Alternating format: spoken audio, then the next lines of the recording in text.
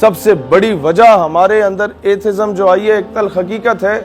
میں university of پونچھ میں گیا، آزاد کشمیر.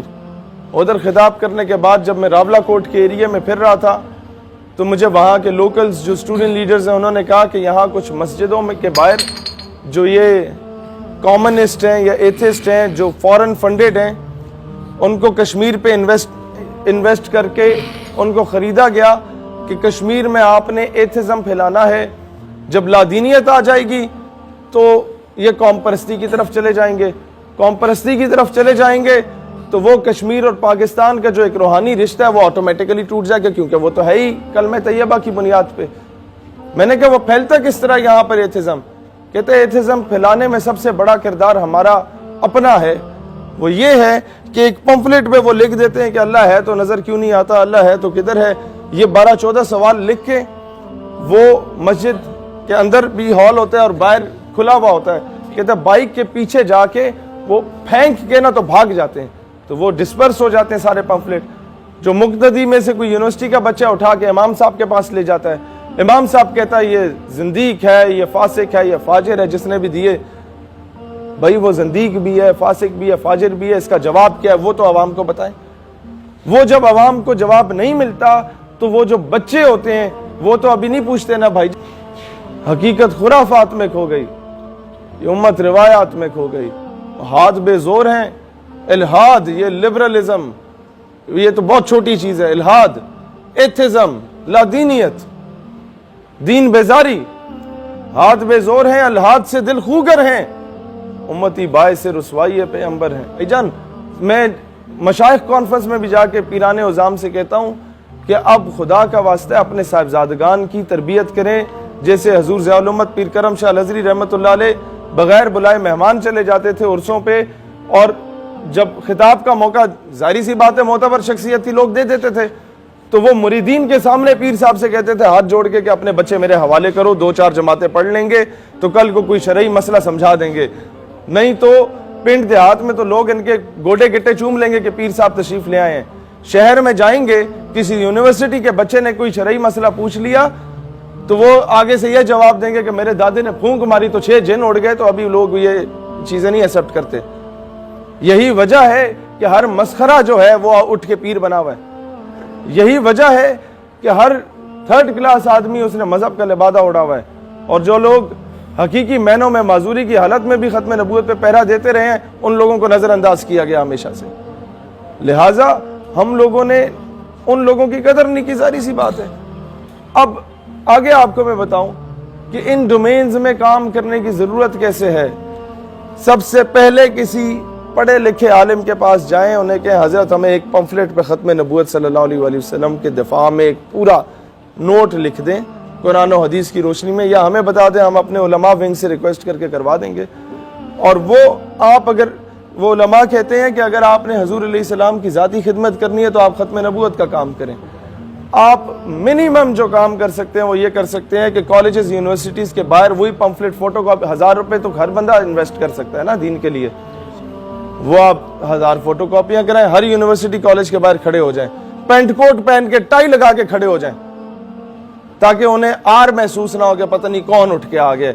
آپ نے کہا hello sir, how are you? Fine. یہ جی یہ it's a gift from my side, اسے پڑھیے گا. کیا موت پڑتی ہے؟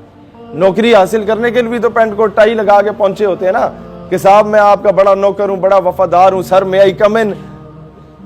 تو یہ کام بھی کر سکتے ہیں، حضور کے لیے بھی کیا جا سکتا ہے. اقبال کو تو موت نہیں پڑی تھی مغرب میں جا کے وہ پیغام دینے میں، قائد اعظم کو تو موت نہیں پڑی تھی وہاں جا کے یہ پیغام دینے میں، لیکن ان کے کلچر میں سے اگر کسی پینٹ کوٹ کو پہن لیا تھا اس کا مطلب یہ نہیں تھا کہ غلامی کو اپنا لیا. وہ ایک آنکھ والی اینک ٹائپ پہنتے تھے قائد اعظم رحمت اللہ علیہ. تو دوران خطاب وہ گر گئی تو انگریزوں نے ابھی شور مچانا شروع کر دیا جو سامنے بیٹھے ہوئے تھے کہ اب یہ جھکے گا اور اٹھائے گا، اور اس طریقے سے جو کبھی نہیں جھکا ہمارے سامنے اسے جھکنا پڑے گا. قائد اعظم نے جیب سے دوسری نکال کے پہن لی. یہ ہوتی ہے دور اندیشی، یہ ہوتی ہے لیڈرشپ. قائد اعظم رحمت اللہ علیہ جب اس دور میں انہیں کہا جاتا تھا نا کہ یار یہ اتنا سا پاکستان ہے, پورا اکھنڈ بھارت ہے, اس کے 2 گورنر جنرل بنا لیتے ہیں, 2 وزیر اعظم بنا لیتے ہیں, ایک نہرو ہو جائے گا, ایک آپ ہو جائے گا. تو قائد اعظم جیسی شخصیت جواب دیتی تھی کہ my lord, I didn't came here to sell my nation, میں ادھر اپنی قوم کا سودا کرنے تو نہیں آیا. انہیں پتا تھا کہ میں تو ابھی وزیر اعظم کے وزارت عظمیٰ کے منصب پہ فائز ہو جاؤں گا, لیکن میرے بعد تو لوگوں نے آپس میں ایک دوسرے کے گریبان پکڑنے ہیں, میرے بعد تو لوگ ایک دوسرے کو مسلمان تسلیم نہیں کریں گے, اور جو بنیا ہے وہ ہم سب کو مسلمان ہونے کی حیثیت سے آ کے کچل دے گا. ہوئی تو وجہ تھی کہ خواجہ قمر الدین سیالوی رحمۃ اللہ علیہ جیسی ہستیاں جو ہیں وہ قائد اعظم کے ساتھ چلی تھیں. پیر جماعت علی شاہ رحمۃ اللہ علیہ, مانکی شریف, زکوڑی شریف, پیر پگاڑا, یہ کیا نظر آیا تھا ان میں؟ وہ ایک کلین شیو آدمی میں کچھ تو تھا نا کہ تخت سکندری پہ وہ کبھی تھوکتے بھی نہیں, بستر لگا ہو جن کا سرکار کی گلی میں, کہ ان ایسی ہستیوں کو کچھ تو نظر آیا تھا کہ رسول اللہ صلی اللہ علیہ وآلہ وسلم نے بیداری کی حالت میں انہیں بشارت بخشی, اور جا کے بر صغیر میں ایک علیحدہ ریاست کے لیے, علیحدہ مملکت کے لیے کردار ادا کرو. لہٰذا آپ لوگوں نے یہ مایوس نہیں ہونا کہ جناب ہم اس لیول کے بندے نہیں ہیں تو شاید ہم کام نہ کر پائیں. اپنے یونیورسٹی میں, اپنے کالج میں, اپنے مدرسے میں, اپنے علاقوں میں, اپنے جس ڈومین میں کام کر رہے ہیں, جہاں جاب کر رہے ہیں, وہاں اپنا کردار ادا کریں. اور یہ لٹریچر بانٹیں. مرزا قادیانی کو لانچ ہی لٹریچر کی بنیاد پہ کیا گیا, اس کی کتابوں کو مفت میں چھاپا گیا ملکہ برطانیہ کی جانب سے اور پورے بر صغیر میں ڈسٹریبیوٹ کیا گیا. ہم نے اس کے کاؤنٹر میں کیا کیا؟ ہم نے صرف نعرے لگائے, اور نعرے بھی اپنے ہم خیالوں میں لگائے ہیں نا, کفر میں جا کے تو لگائے نہیں ہیں. ہم پہ سب سے بڑا الزام یہ لگتا ہے کہ جی آپ جہاں خطاب کرتے ہیں وہاں خواتین ہوتی ہیں ساتھ. او بھائی اب وہاں کا ایٹماسفیئر ہی ایسا ہے تو ہم لوگ وہاں جا کے بات نہ کریں؟ تو مجھے بتائیں, مسجد میں 250 ہم خیال کے ساتھ پنکھے کے نیچے ختم نبوت کا نعرہ یا نعرہ رسالت لگا دینا تو بڑا آسان کام ہے. وہاں جا کے کام کریں جہاں پر لبرل مافیا ہولڈ میں ہے, تب جا کے کام ہوگا. پیر کرم شاہ الازہری کیوں ATI کے ہر وہ جو مونوگرام جس بچے نے لگایا ہوتا تھا سیدی یا رسول اللہ بھلا, اسے اٹھ کے سینے سے لگا لیتے تھے. لوگ کہتے تھے خلفاء آپ کے جو جہاں سے جن کو خلافت دی ہوئی تھی وہ رس جاتے تھے, وہ کہتے تھے حضرت صاحب یہ کل کے بچے ہیں, بدماش ہیں, لڑائی کرنے والے ہیں, ہم نے ساری زندگیاں دین کے لیے لگائی, آپ انہیں سینے سے لگا رہے ہیں. ہم آتے ہیں, آپ بیٹھ کے ہاتھ آگے کر دیتے ہیں, ہم ہاتھ بھی چومتے ہیں یا ہاتھ بھی نہیں چومتے, آپ سینے سے لگاتے ہیں, کیا وجہ ہے؟